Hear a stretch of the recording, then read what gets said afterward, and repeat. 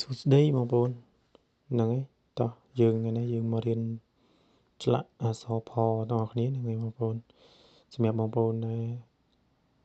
បានចូលមើលហើយកុំភ្លេចជួយចុច follow subscribe ម្នាក់មួយផងណាបងប្អូនណាហ្នឹងហើយជួយជាកម្លាំងចិត្តដល់ខ្ញុំខំធ្វើវីដេអូចែកបងប្អូនយើងដែលគាត់អត់ទាន់ចេះឆ្លាក់អក្សរអញ្ចឹងបងប្អូនដែលចង់ចេះឆ្លាក់អក្សរអាចចូលមើលវីដេអូនេះបានហ្នឹង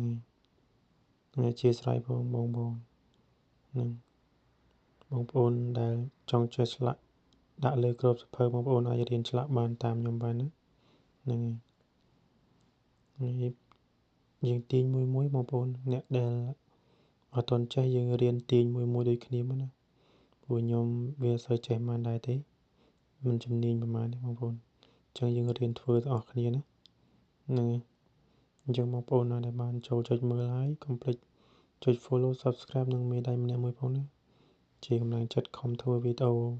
ចែកបងប្អូនយើងបានមើលទាំងអស់គ្នាណាអរគុណច្រើន